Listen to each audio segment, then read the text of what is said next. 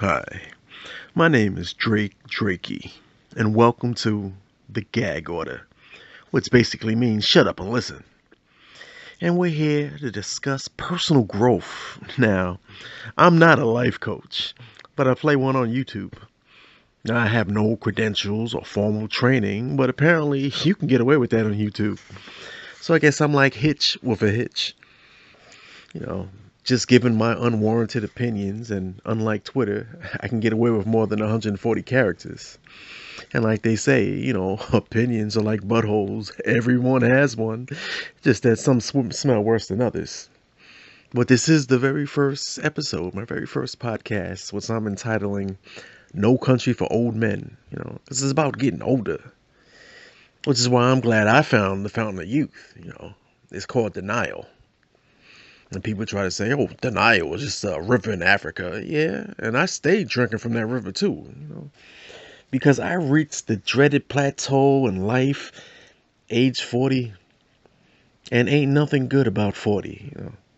They used to say, oh, 30 is the new 20, and 50 is the new 40, but when you're 40, you're just freaking 40. You turn 40, you just flat out of luck. And to be 40 and single and no kids, that's shocking in New York. People hear 40 and single and no kids, they can't believe it. Like, how long you been in prison? I never been to jail in my life. Now I'm like a unicorn. Maybe that'll help you get over Kristaps Porzingis. But people don't believe it. People are like, oh, so you never been arrested or in jail or in any other way institutionalized? No, I'd never been married.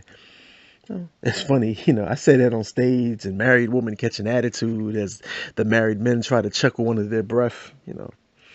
The last thing is they want to get caught laughing by the warden. Last thing is they want to do is go home and be punished by being sent not to the hole. See, I'm trying to keep the language clean in case there's kids around. Yeah, of course, the married woman get mad. Oh yeah, that's why you ain't got nobody. Why? Because I refuse to submit. Yeah. You mean commit? Yeah, same thing. But here's the thing about getting older. No one wants to grow old alone.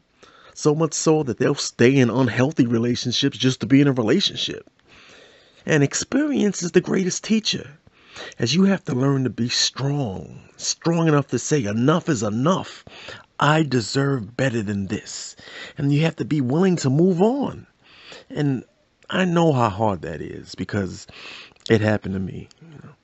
I used to live with my ex, but eventually I came to realize I have to move on with my life because she died. So I had to move because over time, eventually, she began to smell. I mean, stunk up the whole apartment, too. But I know she will never, ever be forgotten, especially by all those neighborhood kids that were trick-or-treating that day. You know, and the parents get mad at me. Well, how you gonna let all kids see that? Like, let them.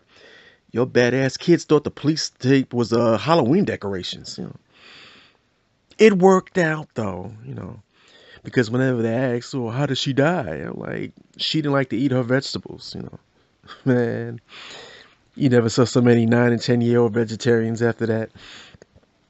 But it's important to be healthy. They say healthy mind, healthy body and all. And they also say with age comes wisdom. Well, how do you explain the presidency? I mean, he's old enough to know better. I mean, old. You expect him to know a lot. I mean, how can someone so intelligent have to keep explaining how they intelligent they are? You know, what are you forgetting? Apparently Einstein would get on people's nerves with that as well. Like, I wonder, are you trying to convince yourself? I'm thinking getting older, trying to maintain relevancy must be a constant struggle. You're supposed to age gracefully, but the problem arises when some people get defiant and try to deny the fact that they ancient and do things rather suspicious. They start dressing like they've never been retired for a while. Because I'm New York, gotta ride the train.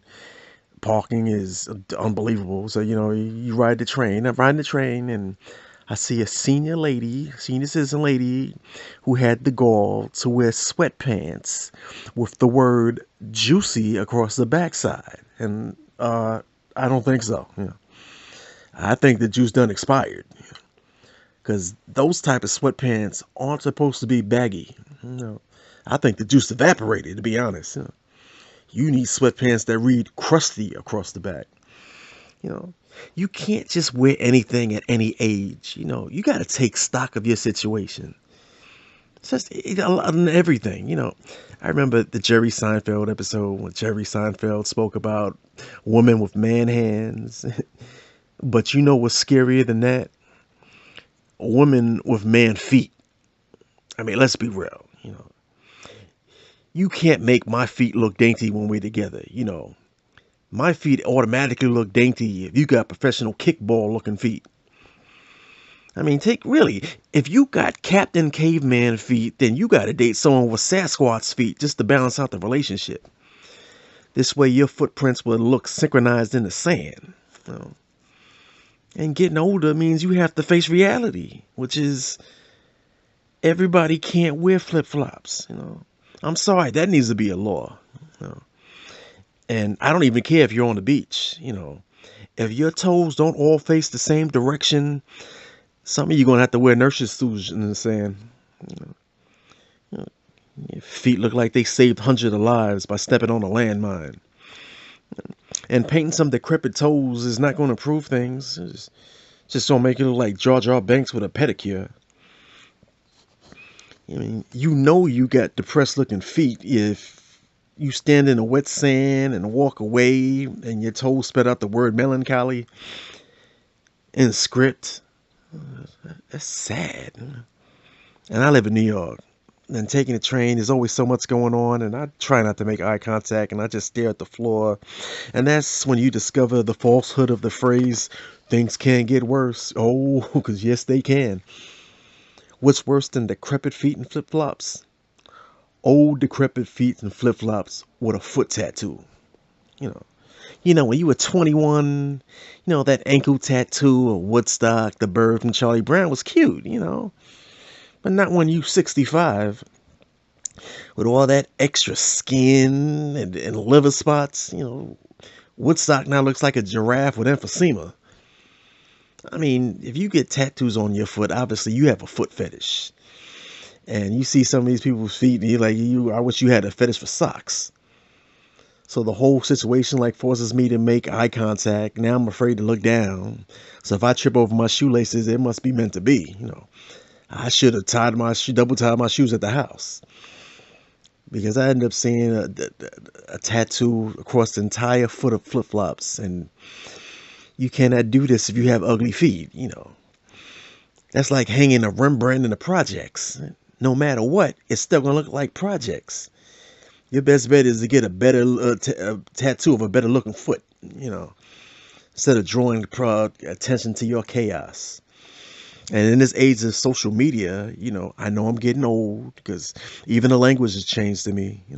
Slang is foreign now. Like, I still say dope, that's dope, And dope went from meaning idiot to drugs to being extremely awesome to non-existent. Because that's what I've become, non-existent. But apparently, nowadays, people are running out of words to use for approval. Now, they're actually using brand names. With something now, someone's like, oh, yeah, that's what's up. That's Gucci. Like, no, it's not. I don't got that kind of money. But that's the slang, And it's urban slang, because you couldn't get away with saying that in some rich, affluent area, Like, yo, dog, what you think? Oh, yeah, that's Gucci. And some uppity white woman snickering in the background. Yeah, swap meet Gucci, maybe. Which made me wonder, do white people have their own slang? They get together over some wine. Oh, Amber, look. Oh, my God, Becky, you're here. It's so LL Bean. I know, awesome sauce. But the slang I'm using is different now. I thought I could get away with it. Like, yo, that's straight fire. Someone corrected me. They don't say fire anymore. They say lit. Well, doesn't one beget the other? I mean, back in the day, they said cool before it became chill. That shows progression, innovation. Going from fire to lit seems like you moving backwards. What is it, like a Star Wars thing? Now you got to start making verbal prequels to go forward. And speaking of Star Wars, you know, you can't just blame crazy on old age because they have some younger folks who act just as crazy. Something rather peculiar, like the Empire guy, the actor, the black actor who went out at 2 in the morning looking for a sandwich and gets attacked by two men, and the actor just happens to be extremely openly gay, whose name just happens to be Juicy. I mean, you can't make that up. I know he's an actor, but he can't deliver that great a script. And that really happens to be his name. I mean, Juicy is actually on the birth certificate. And that's some excellent foreshadowing as a parent. Because he must have been showing signs as a baby. That parents, they knew.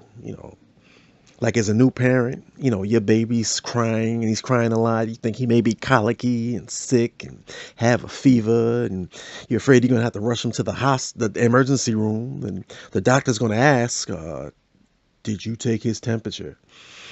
Now, for a baby, you just can't stick a thermometer under the baby's tongue. You risk him choking. So what they must have did, you have to go with the other direction in the thermometer. And that's, I think, what happened. Think they did that, and miraculously, the baby stops crying. And it's smiling, and they were thinking, oh, the medicine must have finally kicked in. They could avoid the emergency room, and they take the thermometer out, and now he's bawling. And as a black father, they don't put up, they're like, hey, the thermometer's not a pacifier.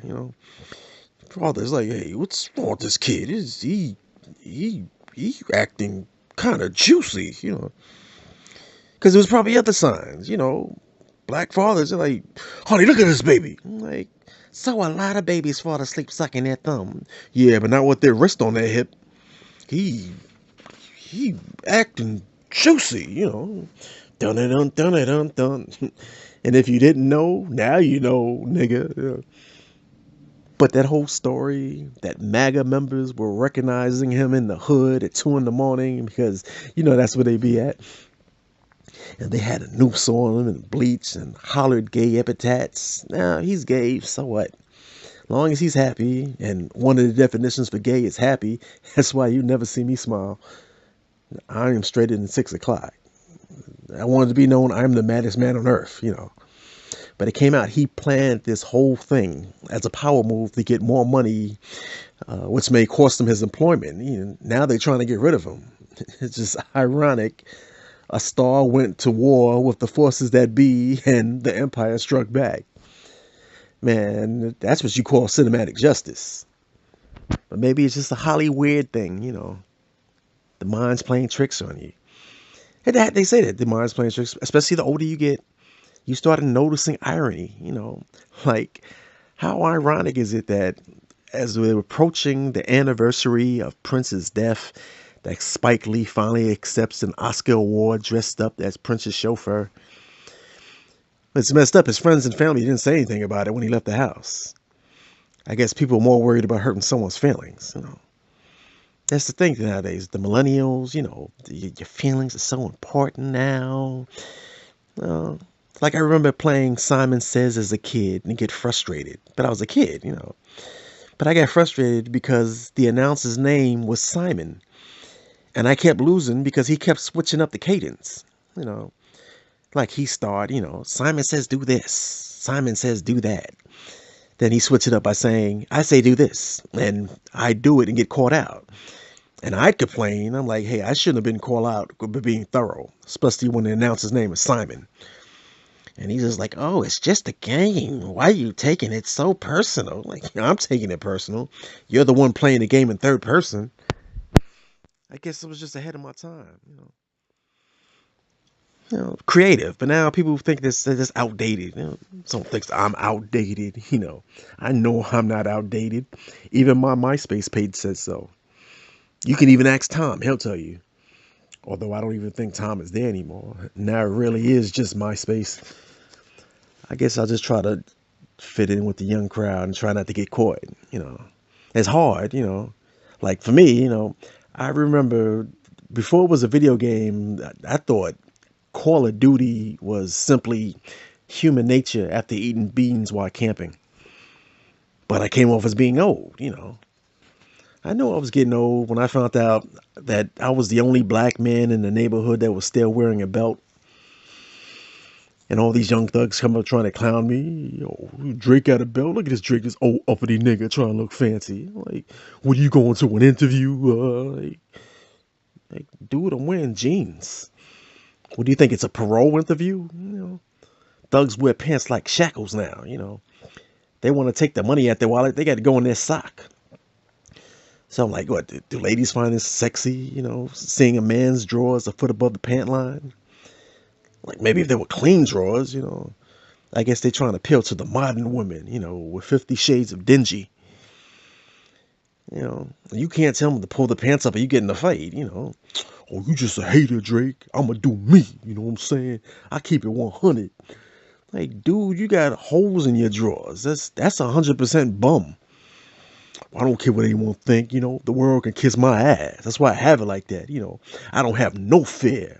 I'm like Daredevil in this piece. I'm like, well, you better not wear those holy drawers in the village or you'll be thought of a whole new kind of Daredevil. Daredevil, the man without fear or trepidations. But then I'm realizing beefing with young thugs just makes you... I actually think the older you get, the more defiant you become. And when you start getting defiant, defiance turns into denial. And you just start to deny facts. Case in point, my mother's been retired for a while, goes for medical checkups. And I asked her how it was, checking up on her, asking how it goes. And, she says, my blood pressure's this, the blood work's that, and they predicted my weight to be this. And I'm like, wait. What do you mean the doctor predicted your weight? I mean, he just looked at you and took a guess. And she's like, no, it wasn't the doctor, it was his nurse. Well, obviously she's not qualified to weigh you, so obviously she's not a doctor. What does that have to do with anything? Did her prediction require using a scale? Like, yes. Then how's it a prediction? Was there a crystal ball on top of the scale? And my mother was like, well, because this nurse predicted my weight to be 148 pounds. And I know I weigh 138 pounds because I weigh myself at home. Like, okay, so let me get this straight. This expensive medical scale of a world-renowned hospital that caters to millions of people, that they have to constantly maintain constant checks and upgrades on the equipment is faulty, but your $30 scale at home is accurate. And my mother's like, I just put brand new batteries in it last night and I weighed myself and it said 138 pounds, so I know that's right. I bought that scale at Target. Like, okay, how can modernized medical equipment compete with Target? It's Target. A scale from Target means it's on point. So then my mother has the audacity to say that the nurse didn't take into account the clothes that I was wearing. Like, what kind of clothes are you wearing? What you had on, combat boots and a parka?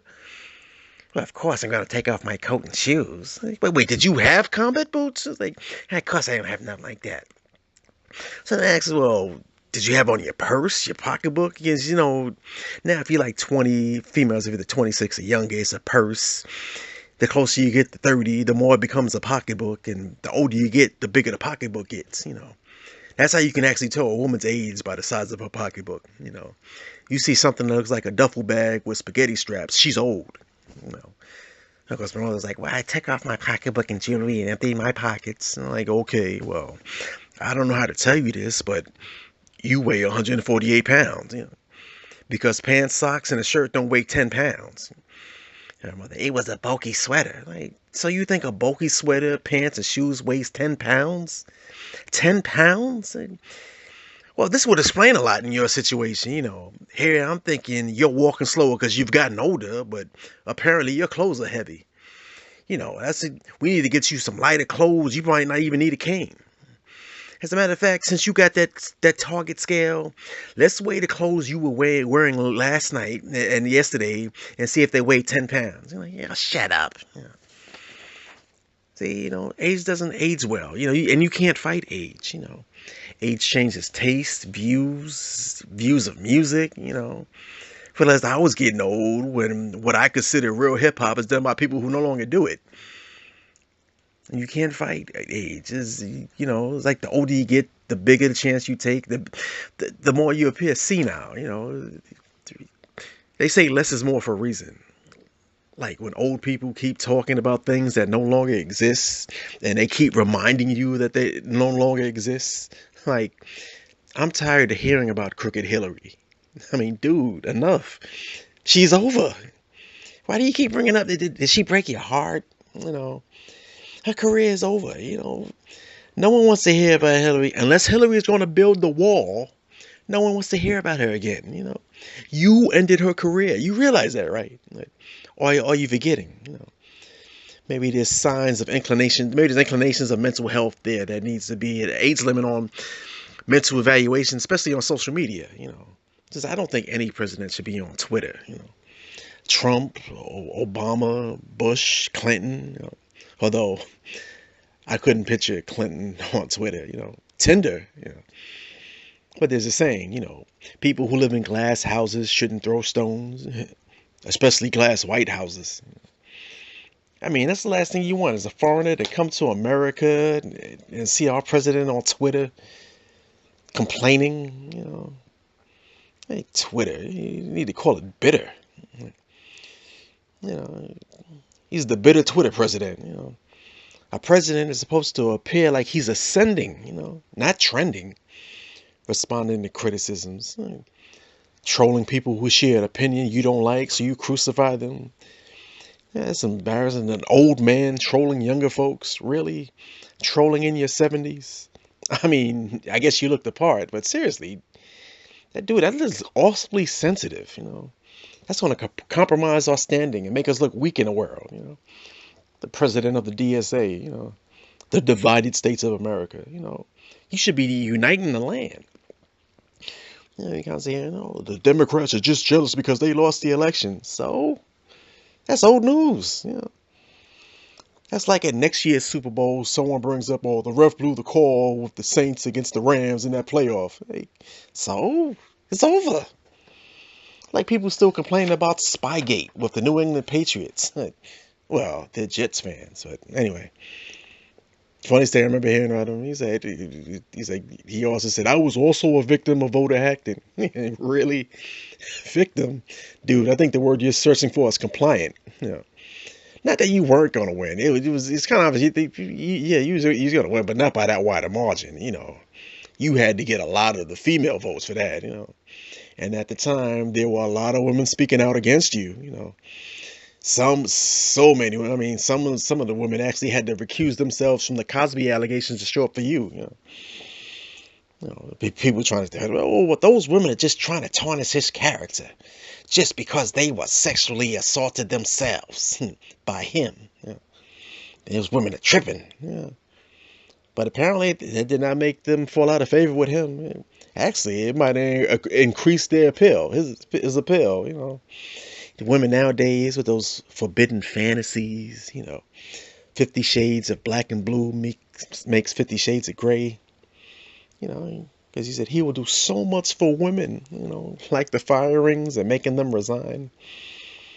When he said, I'll do so much for women, I love women. That just means he's not attracted to men. Which is probably why he didn't get Juicy's vote. Hell, I love women too, just not against their will. The whole Me Too movement has no effect on the president or Brett Kavanaugh. The president was like, me too. My organization's called Me First. Which explains how he always has to get the last word in. Which actually takes tremendous dedication and focus when debating a woman. Because everyone remembers Hillary's that last speech she gave, that riveting moment when she says, and I was speaking to Michelle Obama, who said, remember, when they go low, we go high. To which Donald quickly retweeted, and speaking of 69, it's just hilarious. Hillary Arias, or whatever you want to call it, it was funny. That's why I think it should be age limitations on things, especially public things. because the older you get, sometimes things don't look right, you know. Like if you saw Betty White at the reggae club, you know. Now she likes the music, okay. But you know, if she wants to start getting low with it and dropping it like it's hot, then has to ask for help to get it back up again, then no, you know, that doesn't look right. It's not right. Like I was a DJ for years. DJ as a teenager years ago, you know. It wouldn't look right now if I was just DJing in a high school prom now, you know. Sure, a DJ plays music, but a DJ converses with the crowd, you know. I can't speak my basic DJ talk to them, you know. Can't be like, where the single ladies at? Say ho. They're like, no. Who the hell is DJ? And R. Kelly? You know, the R. Kelly things in the news. And people reading about it. It's a good thing the girls can read about him in the newspaper. You talk about it. That R. Kelly guy in the newspaper, they called him the Pied Piper, you know. Then you heard about what he did on that video, and they called him the Pied Piper, you know. I thought autocorrect corrected that, but it's, you know, because I heard what he did in that the video, you know. He was pieing all in their face, you know. So I couldn't I couldn't do my regular spill, you know. Like, all right, ladies, gonna hit you with some Biggie Smalls. And I'm like, why is he playing old school, you know? Because I see some ladies tonight that should be, you know, what the hell is wrong with him? You know, there's Biggie Smalls, you know. I love it when you call me Big Papa. I'm like, nigga, you went to school with my father. See, getting old. The scariest thing about getting older is when you start to question your own mortality. And that's when you really find religion, you know. Because now you get older, you try to be healthy, stay healthy. But now your doctor wants you to see other doctors. And then as a man, the doctor will suggest the most horrific terror known to man. He'll just suggest seeing a special doctor. And that phrase, a come to Jesus moment, I think this is the origin of it. My doctor said, well, you know, Drake, you get into a certain age, you actually do to have a proctology exam. And right away, I was like, Jesus Christ. I'm sorry, doctor. That's against my religion. You know, the doctor's like, well, we'll just do it again next year and every year after that for the rest of your life. And it was cemented right then and there. I will never leave the Lord. You know, that's a no-brainer right there. You know, stay with the Lord or walk funny. I couldn't see the doctor and then face the church congregation, you know, go to church and like, I think it's time for sinners to repent. You know, I'm pretty sure there's someone in here has been backsliding. Like, yeah, but I got a doctor's note. No, I can't do that. You know, first of all, I think it's totally barbaric. Think about it. In this age of technology where you can go to Google Earth and can see any place on the planet from space, where you can get x-rays to see your bones, sonograms to see your organs functioning live in color, a CAT scan done with lasers, we can see your whole body and you can wear a gown. You mean to tell me you're forced to go through this with a handsy doctor? You couldn't just get a CAT scan laying on your stomach spread eagle? You know, I was afraid I was going to run out of excuses from my doctor, you know, but my doctor decided she going to do it herself. And she put the rubber glove on and she didn't even take off her wedding ring. And this was a hell of a wedding ring. I never seen a wedding ring so dynamic. I mean, I never knew a man could love a woman as much as this doctor's husband loved her, you know. I mean, wow. It's the type of ring you give your wife when you're caught sexually assaulting a hotel worker in Denver, Colorado, while you're on work assignment from Los Angeles. Huge ring, you know. I ain't trying to feel nothing like that back there. It's just, especially that, you know. Thing with rubber is like, it's ribbed for her enjoyment, but yeah, but not mine, you know. So if that happens, you know, automatically I'm just going to fall to my knees and pray. Because the doctors get scared, you know. You know, I'm putting this procedure just for medical pranks so they could do it. They could talk about it in conventions. So I'm fall on my knees. I'm not going to give up. You're going to have to pick me up, and I'm not exactly light. And even if they get their medical staff, I'm going to pull out the Bible, you know. I'm going to let their conscience get to them. You know, like, all right, yeah, Drake, you won this round, but this ain't over. Like, yeah, I know. I heard the devil will constantly test you. But all I know is, hey, if I don't see it in the Bible, I'm not going to see it in me, you know. But then I actually had to check the Bible to make sure it's not in the Bible, you know. But I'm thinking, where in the Bible can I look to find something, to find stuff that I don't want to enter me, like Exodus, It just sounded plausible. And I read that whole chapter, that whole book, looking for proof. I'm finding things like the burning bush. No, but I better remember that because I do know that one lady who's rather promiscuous. Um, Part in the Red Sea. No, it didn't say red bone cheeks. No, so sorry, but the thing is, you never really hear a good story about seeing a proctologist. It's always something out of a Stephen King novel, or maybe Jordan Peele. Like instead of Get Out, he makes Don't Go There. I think part of the reason the procedure seems barbaric is I hear when cops send you to jail, before they send you to jail, they do a cavity search. And, to me, I was like, well, why can't I just send you my dental records from a dentist? They ain't trying to hear that. And for some reason, and for someone checking cavities, they sure take the wrong scenic route, because they could just look in your mouth. The way they would go, it takes too long. The light would have to be just the right way. It had to be just bent over at the right angle. That's just wasting time.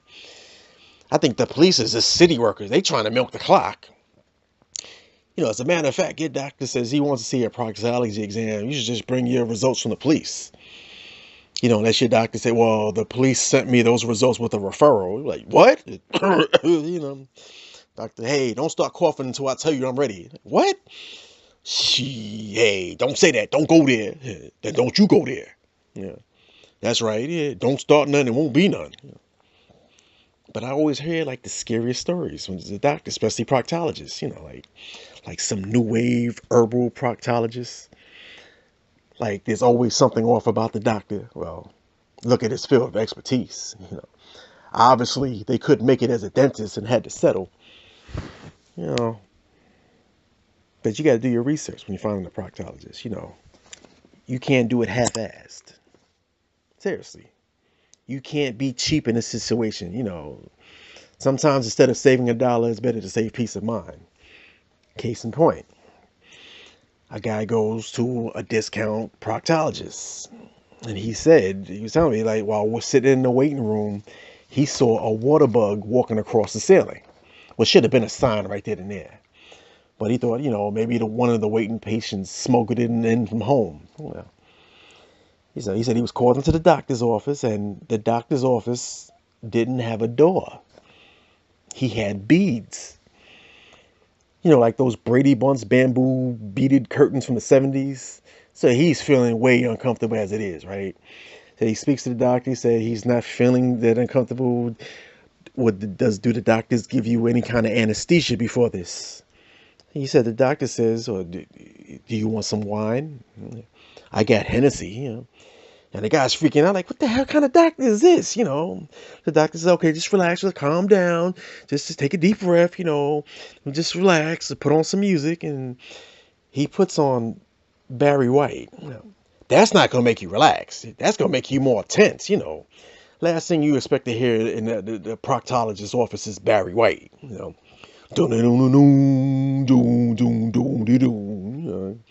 don't want to hear deeper and deeper. Like, what the hell is the music so loud for? You trying to drown out the sound. Wait.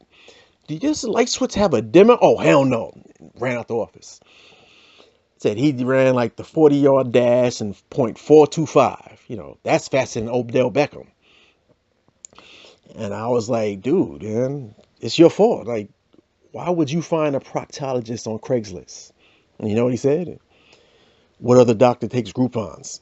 See? Take pride in yourself. I don't trust doctors, And then even people that try to tell me it's not so bad, I hate when people who get it done trying to convince you it's not as bad as it is. Like, there's something wrong with you. I think a proctologist must be like a lobotomy, People say, hey, Drake, when I started getting older, I started seeing a proctologist and I haven't changed. I'm like, yeah. Remember when you used to have a deep voice? What are you talking about? I still have a deep voice. Ladies always say I sounded like Barry White. Yeah, and now you sound like Barry Gibb. I know you're trying to stay alive, And I've come to realize that wives and girlfriends have started getting mad at me because I've ended up talking men of getting this procedure. you know, like, Drake, you're just hating. Like, yeah, that's damn right, because I know I won't like it. But you have to wonder why women are so gung-ho about having their men get this done. Guys try to say, yo, my girl's just really concerned about my health. Like, yeah, that may be part of it. But the other part is leverage. That's right, She now has the upper hand. Now you can never win an argument, And don't ever think about first of all, don't you ever try to put your hand on a woman, but especially now, because now she gonna bring that up in public. You're like, oh, so you want to hit me now? You ain't trying to hit that guy that was sticking his fingers in your ass. Now it's always gonna come up, no matter what you do in life. Now you can't leave her because she'll embarrass you and make a scene. Like, oh, so you're breaking up with me now? You gonna see that proctologist you like so much? You certainly didn't mind the experience. Like, shut up, Sheila. The doctor said that's just an involuntary reaction. Like, Sure it was, Herman. It was awfully cold in that examination room for you to get to rise to the occasion. See, she got you cornered into a relationship. And their ladies hate me talking about this subject. Drake, ain't nothing changed about my man. He saw the proctologist now, and he even has more pep in his step. Like, yeah, but that's just an unplanned side effect. Shut up, Drake. Because my man is happy now. When he leaves, he even whistles when he walks. Like, yeah, but his mouth is closed. So this is just the part of getting older. The very first podcast, the Gag Order's very first podcast, which I'm entitling No Country for Old Men. I hope it was enjoyable and worth it. Something different, So please like it if you viewed it. If you viewed it, please view it again and subscribe. Because I have no subscribers. I think my only subscribers are on my other accounts. So, why not give me some self-esteem and subscribe and respond? But don't be a stranger. I'm out. Drakey, the Gag Order.